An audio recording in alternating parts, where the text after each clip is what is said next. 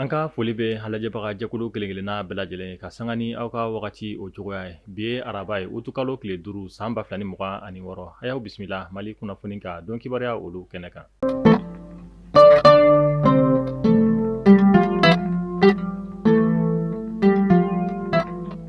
An ka bi kunnafoniya gale o bɛ tali kɛ an ka wolomasiri tabaw ka ɲɛma kan ale ye kunnafoniya di kɛ ni a bɛ wele ko État Major Général des Armées a y'a jira k'a fɔ ko nin dɔgɔkun in kɔnɔna na an ka wolomasiri tabaw ye wulikajɔba dɔw kɛ an ka jamana marabolo dɔw fɛ kɛrɛnkɛrɛnnenya la an ka jamana kɔrɔnfɛn bolo k'a daminɛ AB Bara Kidal Tessalit an ka wolomasiri tabaw ka kɛlɛbolo faramu ni a bɛ wele ko opération dugukoloko ale ye wulikajɔ sabati ni yɔrɔ kofɔlen ninnu na mun kɛra sababu ye u ye dankari kɛ fɛn min ye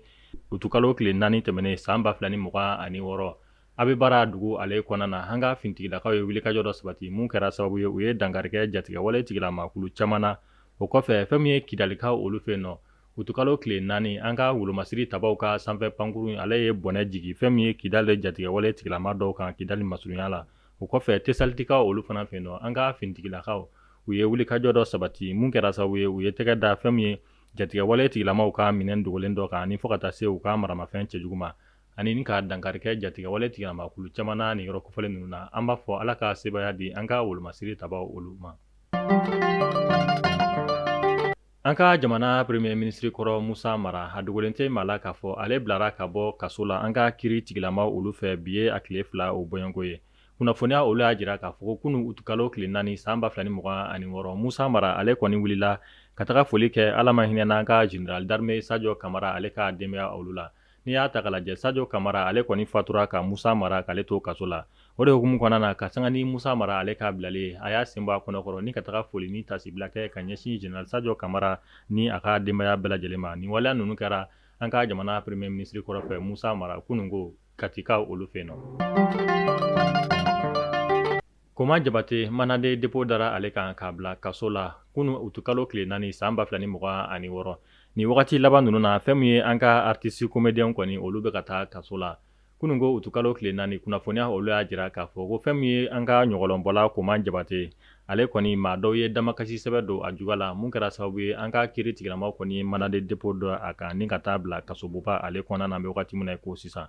kunnafoniya kunfɔlɔ olu y'a jira k'a fɔ fɛn min ye humoriste comédien Koma Jabate ale kɔni ye dɔw ka mankutu kɛ bɔlɔlɔ sira sanfɛ ni o ye publicité agence immobilière dɔ o agence immobilière kofɔta in kɔni kɛra sababu ye ni ka maa dɔw kɔni ka wari kɔni kumaniya olu ma an bɛ wagati min na ko sisan o de hukumu kɔnɔna na o maa dɔw kɔni wulila ni ka t'u ka damakasi sɛbɛ don kiiri tigilama olu yɔrɔ min kɛra sababu ye ni ka humoriste comédien Koma Jabate k'ale don kaso la an bɛ wagati min na ko sisan.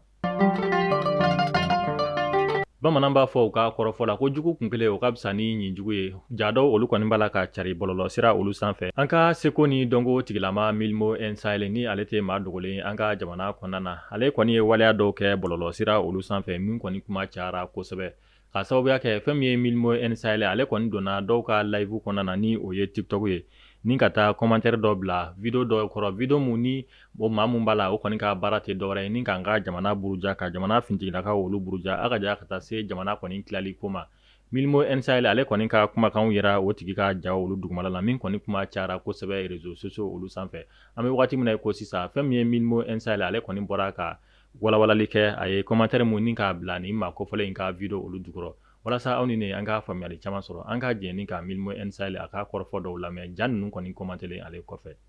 Donc ka fɔ malien ye capture min cira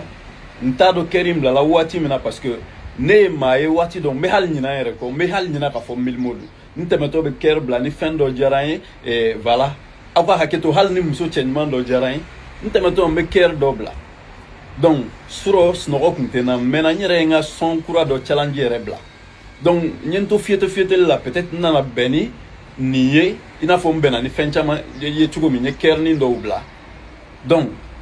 peut-être ɲɛda cɛ ka ɲi n ye kɛri bila n bɛ hakɛ to ɲini muso fɛ halisa.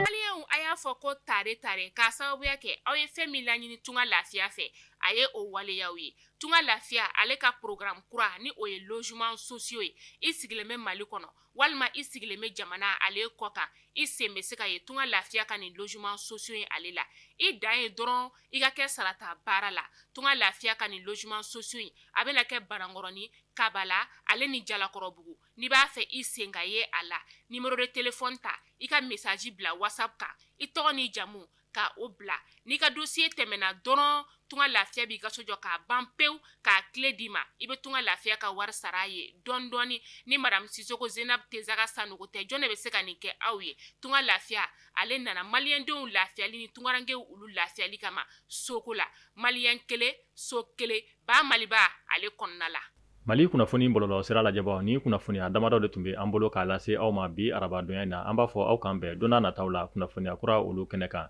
Ala k'an ka jamana basigi.